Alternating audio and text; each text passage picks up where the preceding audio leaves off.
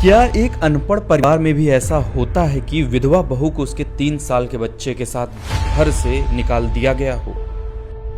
लेकिन देश के सबसे बड़े लुटेरे खानदान नेहरू गांधी परिवार में ऐसा हुआ है, और इस घटना को अंजाम किसी और ने नहीं, कांग्रेसियों की राजमाता एंटोनियो माइनो और मैडम सोनिया और उनके पति ने मिलकर दिया है। जिसके बाद देश के सबसे बड़े खानदान की विधवा बहू को पति के पुराने ट्रक और अपने जेवर बेचकर गुजारा करना पड़ा था।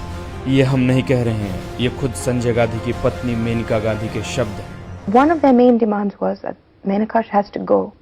Really? It was a very simple barter. Like what? We'll leave if she doesn't go. Who said that? They did. What do you mean? I don't understand this. My mother-in-law Yeah. had to listen to all sorts of demands and commands being put on her. That Menaka must go. She cannot go out here. She will not go out. Why must She will not sit at the same table as us. Why? There was a time when I had to sit at a different table when guests came. Why? Just because it would be an order. It was very strange.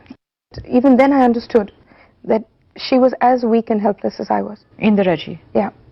I think both of us became victims of a third person. You know, both of us were victimized. She because she had to listen to this, I because it had to be done to me. But there was never a showdown. Who was I to do a showdown? I was too young for this entire thing. But was there a falling apart between you and Sonia ji and that side No, of it was family? just that I don't think that it had anything to do with their like or dislike for me. I think it had to do more with property, if I know my sister-in-law. So it was, she has to go, she cannot be part of this, she cannot get anything, she has to sign her rights away. So I did all that.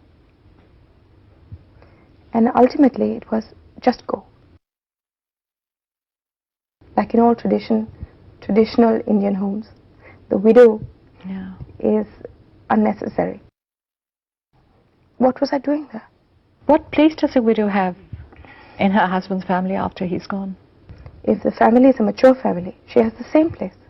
But unfortunately, whether we're in rich families or poor families, a widow, especially if she's a young widow, is treated very badly.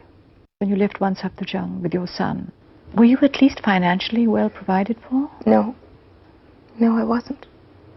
My husband had a trucking business, and he had 24 trucks, which had been given to somebody on rent. And he built this up over the years. And one by one I sold each truck.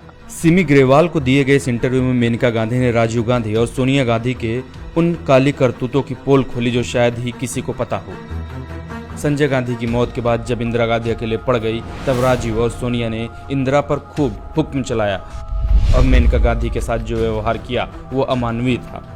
सत्ता और संपत्ति के लालच में राजीव और सोनिया की आंखों में इस कदर की पट्टी बंधी थी कि एक बेसहारा विधवा मां और उसके मासूम बच्चे की सुध तक नहीं ली गई।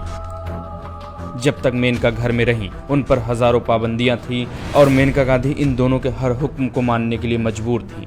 अंत में सोनिया राजू ने शर्त रखी कि अगर मेनका घर छोड़कर नहीं गई तो वो घर छोड़ देंगी। राजनीति की दुनिया में आयरन लेडी के नाम से प्रसिद्ध इंदिरा भी राजू और सोनिया के आगे नतमस्तक हो गई और शर्त के अनुसार मेनका को अपने 3 साल के बच्चे के साथ घर से बाहर निकाल दिया गया। सत्ता के लालच में इस खानदान ने देश से कई दफा गद्दारी की, लेकिन पारिवारिक संपत्ति के लालच में सोनिया गांधी ने जो किया उसकी अमानवीयता की कल्पना नहीं की जा सकती।